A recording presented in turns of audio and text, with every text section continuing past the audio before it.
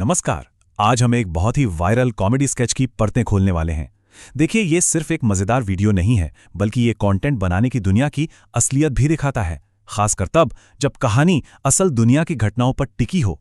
तो चलिए बॉलीवुड के इस टकराव की कहानी को समझते हैं। स्केच की शुरुआत होती है इसी धमाकेदार न्यूज रिपोर्ट से।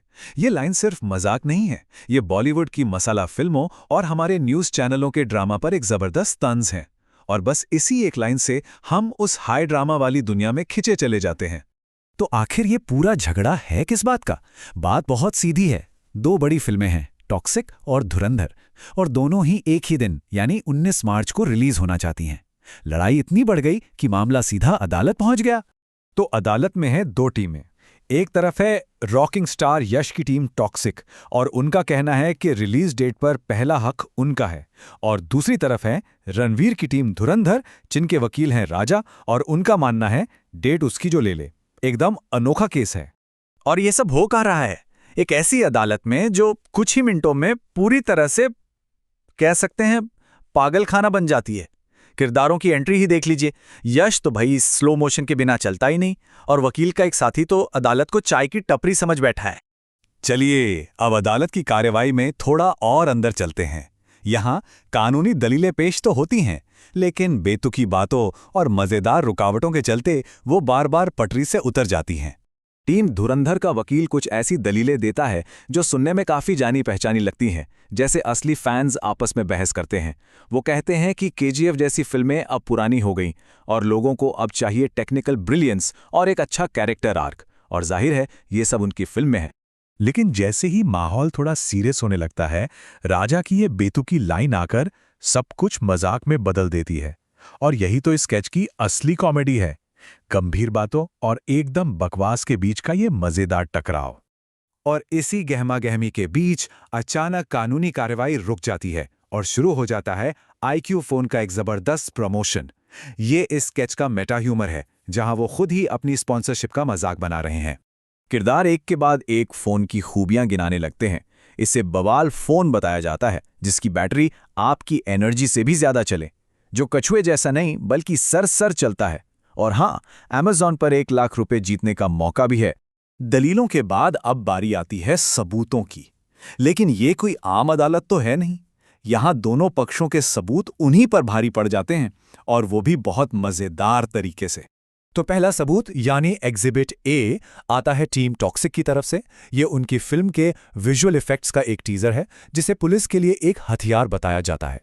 और पंचलाइन ये है कि वीएफएक्स इतने बुरे हैं कि पुलिस अपराधियों से जुर्म कबूल करवाने के लिए उन्हें ये टीजर दिखाती है, और बेचारे अपराधी इसे देखने से अच्छा तो अपना गुनाह कबूल कर लेते हैं। अब इसके जवाब में टीम धुरंधर एक वीडियो क्लिप पेश करती है। उनका मकसद ये दिखाना है कि वो कितने जिम्मेदार फिल्म मेकर हैं, लेकिन ये सबूत भी उल्टा पड़ जाता है। इस क्लिप में हम देखते हैं कि एक डायरेक्टर हिट गाने के लिए चिल्ला रहा है और एक क्रू मेंबर गलती से सेट पर आग लगा देता है। और तो और इसके बाद बीएमसी की रेड भी पड़ जाती है। हो गया साबित कि ये कितने कानून का पालन करने वाले फिल्म मेकर हैं। और अब हम पहुंचते हैं स्केच के उस मोड़ पर जहां चौथी दीवार टूट जाती है और पूरी कहानी की नींव ही हिल जाती है। तो सवाल ये है कि इतनी अफरा तफरी के बाद आखिरकार केस जीता कौन? लेकिन रुकिए, इसका जवाब इतना सीधा नहीं है, क्योंकि यहीं पर कहानी में आता है एक असली और बिल्कुल अनएक्सपेक्टेड ट्विस्ट। और ये रहा वो ट्विस्ट। एक एक्टर अचानक अपने किरदार से बाहर आकर चिल्लाता है कि अरे भाई, असल दुनिया में तो टॉक्सिक फिल्म ने अपनी रिलीज डेट ही बदल दी है। बस इस एक खुलासे से पूरे स्केच का मतलब ही खत्म हो गया। इसके बाद सेट पर जो होता है वो है असली केओस। एक्टर्स एक्टिंग बंद कर देते हैं, अपने पैसे मांगने लगते हैं। फिर पता चलता है कि क्रिएटर पूरव झा खुद ही डॉली का किरदार निभा रहे हैं, और वो इस बात से पूरी तरह घबरा जाते हैं कि उनका वीडियो अब बर्बाद हो चुका है। यहां कहानी काल्पनिक स्केच से हटकर उस क्रिएटर की असलियत पर आ जाती है, जो वीडियो के अंत में सीधे हम सबसे बात करता है। ये टाइमलाइन दिखाती है कि असल में हुआ क्या था। पूरा वीडियो 19 मार्च के टकराव पर बनाया गया था, लेकिन पोस्ट प्रोडक्शन के दौरान खबर आई कि रिलीज डेट बदल गई। अब सोचिए, उन्हें आनन फानन में एक नया अंत रीशूट करना पड़ा। और आखिर में क्रिएटर सबसे एक बहुत ही सीधी और सच्ची अपील करता है ये वो पल है जहां कंटेंट की दुनिया की चमक के पीछे की मेहनत और परेशानियां सब सामने आ जाती हैं। वो बस इतना कहता है कि इतनी बड़ी गड़बड़ होने के बावजूद प्लीज इस वीडियो को सपोर्ट जरूर करना। तो इस पूरी कहानी से सबसे बड़ी सीख क्या मिलती है? यही कि ट्रेंडिंग न्यूज़ पर कंटेंट बनाना एक बहुत बड़ा जोखिम हो सकता है, क्योंकि सामयिक हास्य और असल दुनिया की घटनाओं के बीच की जो रेखा होती है वो बहुत ही पतली होती है। और ये हमें एक बड़े सवाल पर लाकर छोड़ देता है, क्या कोई ऐसा कंटेंट जो पूरी तरह से एक वायरल टॉपिक पर बना हो वो वाकई में टिकाऊ हो सकता है? सोचने वाली बात है।